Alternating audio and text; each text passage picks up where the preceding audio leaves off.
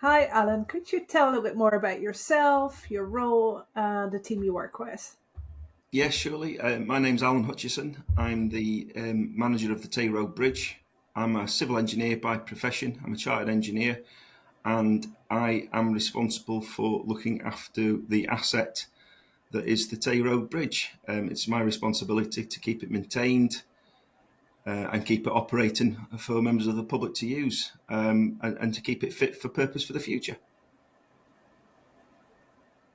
Brilliant. And can you tell me a little bit more about the Tay Road Bridge? Where is it and where does it lead to? The Tay Road Bridge connects Fife, the northeast of Fife, to Dundee. It goes into the heart of Dundee city centre. It is 2,250 metres long. It's got 42 spans. It's a concrete piers and twin box girder structure with a cantilever concrete road deck and the asphalt over the top of that. It's got a central walkway.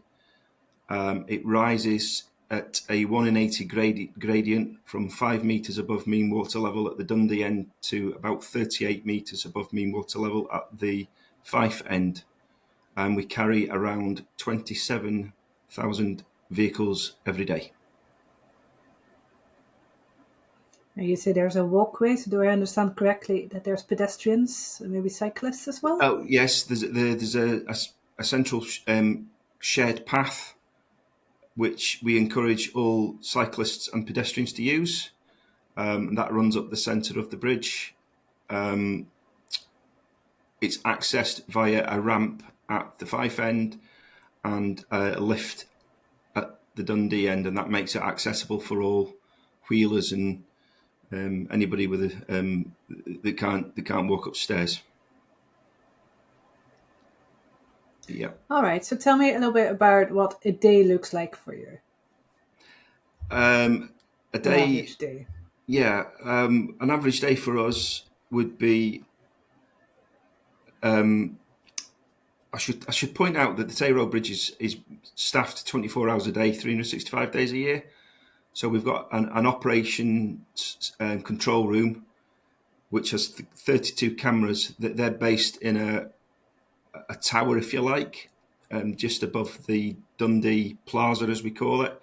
We have 32 cameras, and they look at the bridge all day, every day. And we've always got somebody on duty. There's a control room supervisor, and he's supported by two members of operational staff. They're responsible for ensuring that breakdowns are dealt with effectively and quickly. Because as you'll be aware, there is no safe place for somebody who breaks down to get out of their vehicle. And normally, if you're on a motorway, you're encouraged to get out of your vehicle and go up the banking so your car doesn't, in case your car gets struck by something. At the Tay Road Bridge, we do not have that luxury. So we have staff 24 hours a day, and they drive what we call an impact protection vehicle. So they will go out and provide containment and a safety zone for the broken down vehicle. And an IPV and impact protection vehicle. It's got all sorts of flashing lights and big arrows. You'll have seen them on the motorways. You can see them from at least a mile away, and that makes it much safer. And then we arrange recovery, and you get free recovery off the bridge. So I come in every morning and I look at the staffing reports to see what's happened overnight, see if there's anything we need to address, whether there's been any near misses or accidents or anything like that. I usually have a briefing with my staff to see what we're going to be doing today. We have an ongoing inspection regime, so I'll speak to my bridge inspector. We have under bridge gantries, which are mechanically operated cherry pickers, if you like. They're just big bits of kit that can access all areas of the bridge. And what we'll do is we'll inspect part of the bridge on a daily basis. We might go inside the boxes to check welds, the deformation of steelwork, and then another day we'll be checking concrete cantilever edges to make sure that there's no degradation there. And then another day we'll be looking at the asphalt surface. We'll be checking the walkway. So really, it's inspected. A part of the bridge is inspected every day, and it takes us 3 years to do a full inspection of the bridge. So that would be what we call a principal inspection. So it's up close and personal. We're actually tapping the concrete. We're doing tests on it. We're looking at welds up close and personal, make sure that there's no cracking in any welds. So I suppose what they used to say, it's like painting the Forth Road Bridge. As soon as you come to the end of one cycle, we go back and we start again at the other end. So it really is an ongoing process. So I have a bridge inspection Never team ends. and look after the gantries. So we'll get involved in that. And then, of course, for my job, I'm dealing with partnership working. We work with Dundee City Council closely for traffic into the Dundee City Centre. And it's just making sure that the whole network and where we are on the strategic road network, that we're fitting in with everybody else, and that we're keeping the bridge safe for use for the future. That sounds like you're a busy man. We can be, yeah. I've got it's a team of 20 we have here at the bridge. We're going to be sort of 2021, and that's sort of the minimum we can get away with to make sure that we do a proper job and we keep everybody safe. And it's very comforting, I think, for members of the public to know Right. that we're here all the time, and I think that helps, particularly if you break down on the bridge or you're on the bridge and you need some help, to know that we're here looking out for you. I think it's really beneficial. Okay. Brilliant. Now, I'd like to discuss the project that you've been involved in over the past 9 months, roughly, Yeah.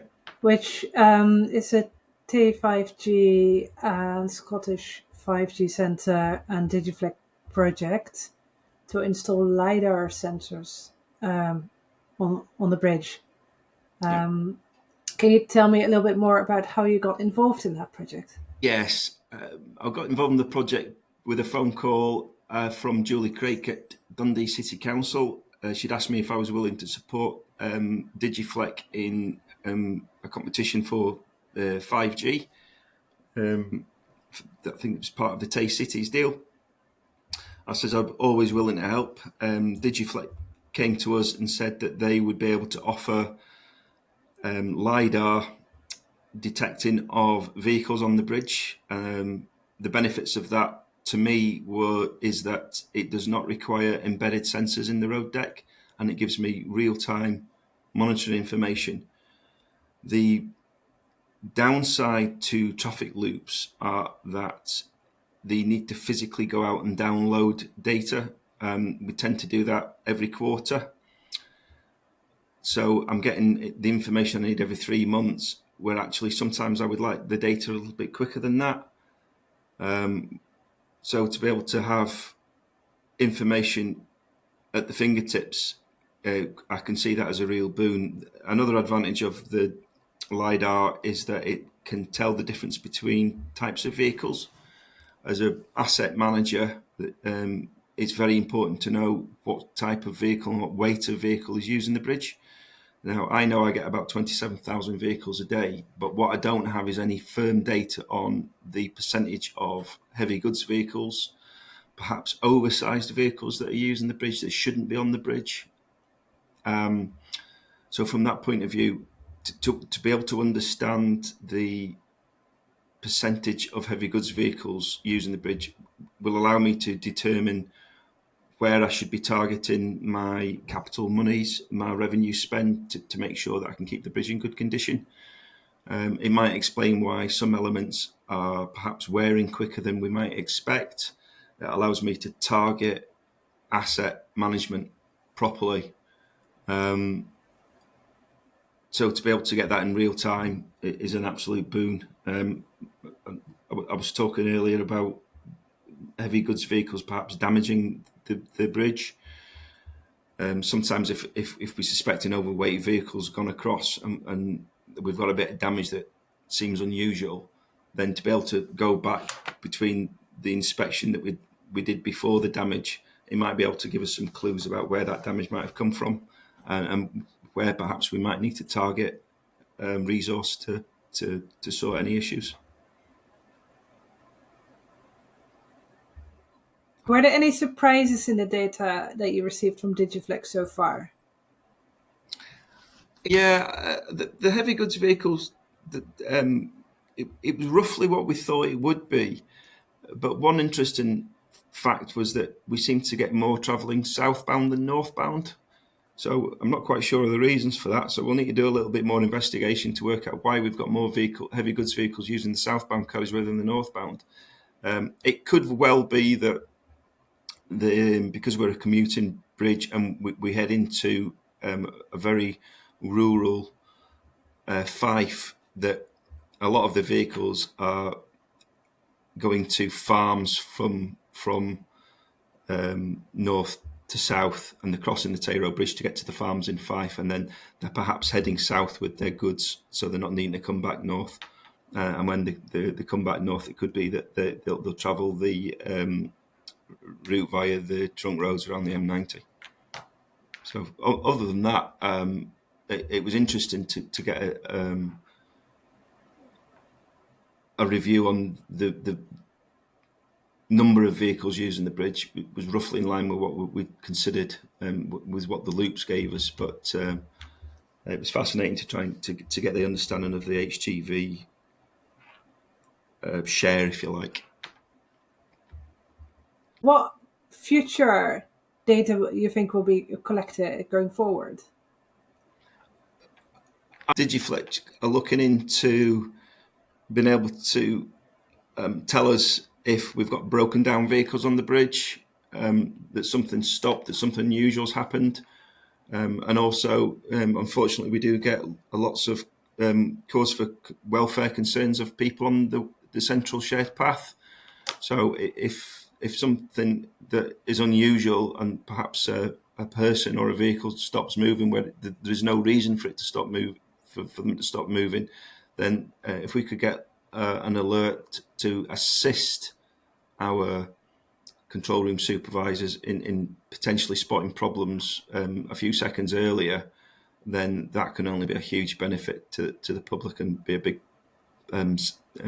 public safety help to us. I mean, you're never going to be able to replace people, but if we can use the technology to provide assistance, then I think that could be a fantastic future use of the technology. Yes, no, I agree. So, talk to me a little bit about your experience. What was it like working with Digiflex? Digiflake have been incredibly easy to work with. We had several meetings with Digiflake. They've been proactive. They've listened to what I think we could use the technology for. They've also given some suggestions of where they think the technology might go. So they've thought around the problems. So yeah, all in all, a very, very positive experience.